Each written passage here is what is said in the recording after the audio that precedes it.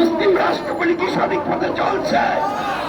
অমুসলিম রাষ্ট্রগুলি চীন, Russia, America এগুলি কি সঠিক পথে চলছে? ইসরায়েল কি সঠিক পথে আছে?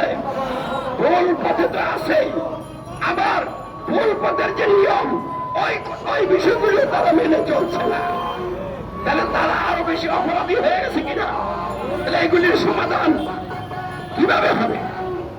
এইবার সমাধান নিয়ে আমি কথা বলছি। আমরা মিছিল করলে, মানববন্ধন করলে সমাধান হবে না। তবে এর অর্থ কি এগুলি করতে হবে না? এগুলি করব, এগুলির একটা টার্গেট থাকতে হবে। কেন আমরা মানববন্ধন করবো? কেন আমরা মিছিল করবো? যদি আমরা টার্গেট ঠিক করতে না পারি, তাহলে আমাদের এই মিছিল, সমাবেশ অরণ্যের উদন হবে, কার্যকর কিছুই হবে না। তাই আজকে আমি স্পষ্ট ভাষায় বলছি, সমাধানের একটি মাত্র পথ আছে। ফিলিস্তিনে ইসরায়েলের বর্বরিত হামলা এবং নৃশংস গণহত্যা বন্ধ করতে হলে বন্ধের একটা পথ আছে।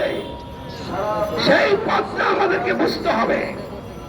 এই জন্য পৃথিবীর মানচিত্রে একটা আল্লাহর সার্বভৌমত্বের ভিত্তিতে ইসলামী রাষ্ট্র প্রতিষ্ঠা হতে হবে। ওই রাষ্ট্রের সাথে আল্লাহর গভীর সম্পর্ক থাকবে এবং ওই রাষ্ট্র যখন পদক্ষেপ নিবে, ওই রাষ্ট্রের বিরুদ্ধে যারাই দাঁড়াবে, আল্লাহ ওই রাষ্ট্রের পক্ষ হয়ে তাদেরকে আযাব গজব দিয়ে ত্রাস করে ইসলামী রাষ্ট্রের প্রভাব সারা পৃথিবীতে প্রতিষ্ঠা করে দিবেন। তাহলে এই কাজটা চলেন না আমরা বাংলাদেশে আগে ঘটাই। তাহলে কিভাবে হবে? ইসলাম কি আমাদেরকে বুঝতে হবে। ইসলাম কি এই মানববন্ধন, মিছিল, মিটিং, ধর্মীয় আচার অনুষ্ঠান পালনের নাম? তাহলে ইসলাম কি?